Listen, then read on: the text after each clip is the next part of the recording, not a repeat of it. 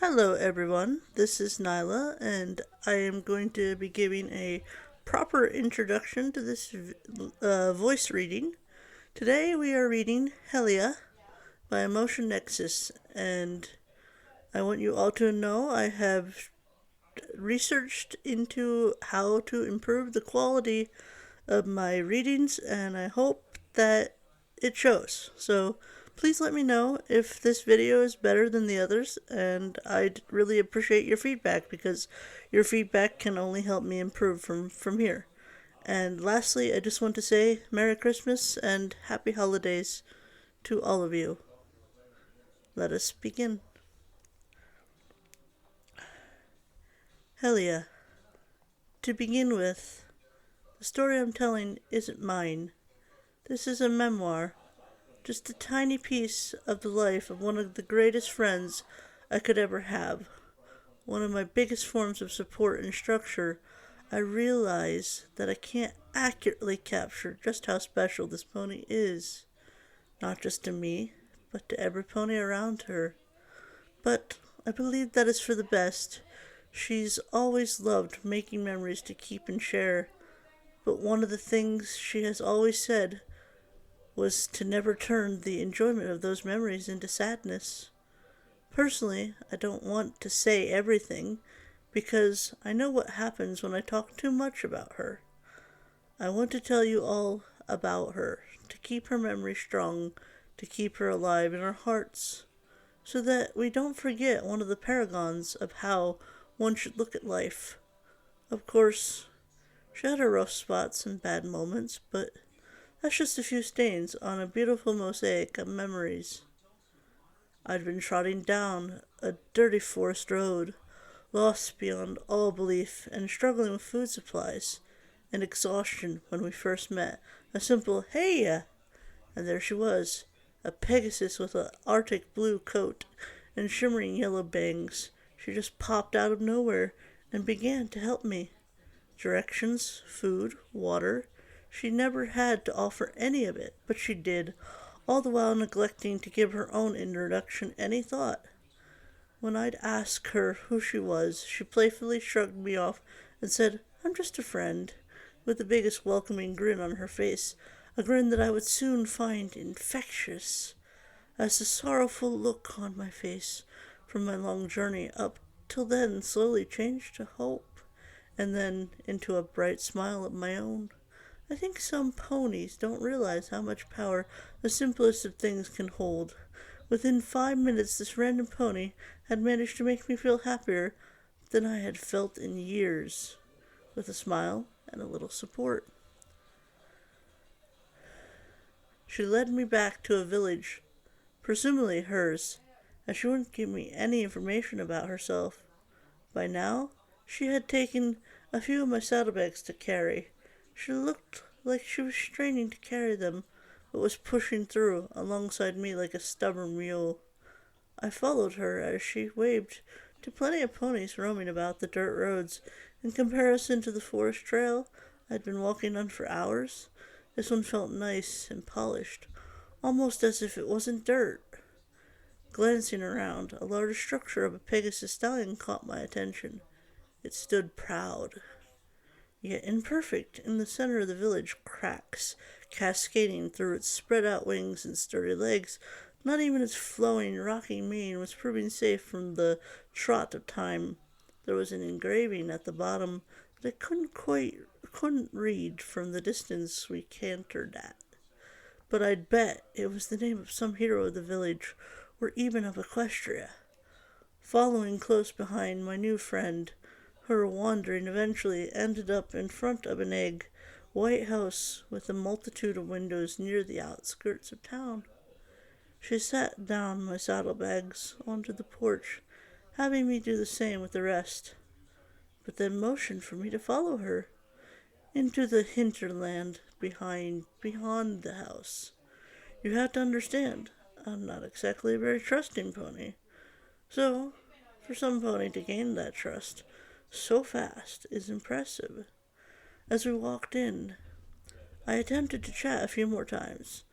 I may have been trying to dispel some nerves as much as get to know her, but she just shushed gently and told me to keep following. Brushing some fallen leaves and low branches out of her way, it became clear what she wanted to share with me. A clove on a lonely beach greeted us, compounded by large stone archways, holding up an incomplete dome that partially covered the sky from view. A few rays of light shining in from the holes at the top, but that wasn't what took my attention.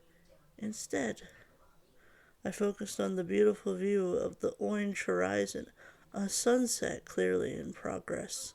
The light of the sun reflected down upon the water, coloring it in similar vermilion hues as the sky. I had stopped walking at some point, but I hadn't even noticed, transfixed by the wonderful sight. I looked to my left, noticing my companion sitting quietly in the sand, staring out at the serene waters below Celestia's sun. Her wings were lightly spread in a fashion that reminded me of the statue back in town. She still didn't say a word to me. She just turned with a weary look on her upturned lips. I don't know what she was trying to show me on this day, but I think not even she ever really knew. To me, it felt like sharing an experience with some pony she thought needed it. That special moment at the beach was a vision of natural beauty, of the world that exists around us all. The hard trek I had been making before, lost in worrying whether I would even have enough to eat, made me forget that. Though we may all forget it at times, the calm moments where we just appreciate the little things are some of the happiest memories we can have, either alone or shared with friends and family. She never told me her intentions with that evening at the beach. Like I said, I don't think she knew herself, but I think that was the point.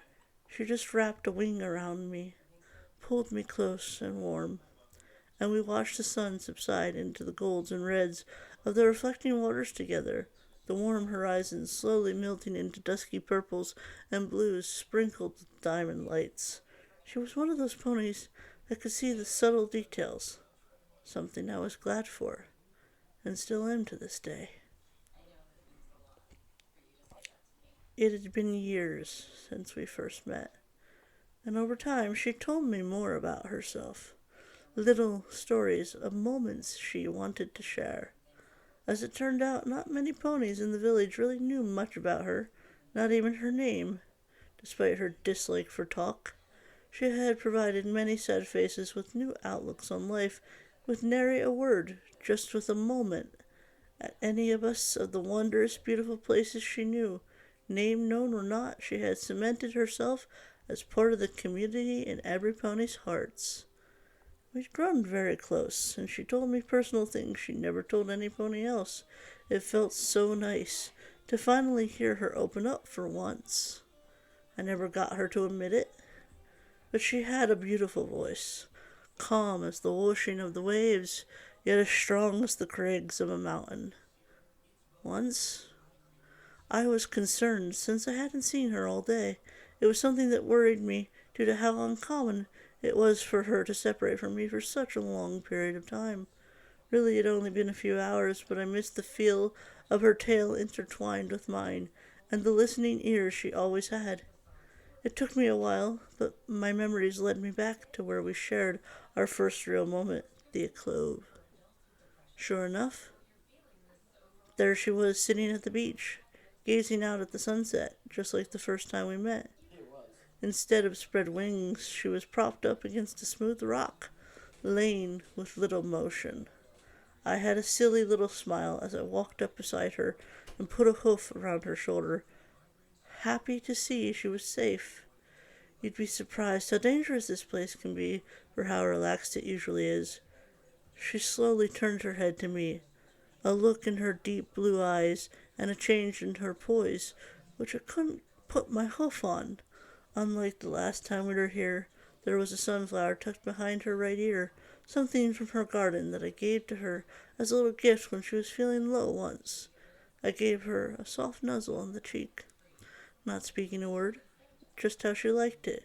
She's never one for discourse, and over the years we'd spent together had made me much more partial to silence than I could have expected when I was younger. Then she did something I wasn't expecting. Carefully, almost tenderly, she plucked the sunflower out from behind her ear and tucked it behind mine, ignoring the heart-sick shock present on my muzzle. I stared at her, a silent question on my face that she could only nod to. Realizing what was happening, I held her tight, not wanting to let go for all I was worth.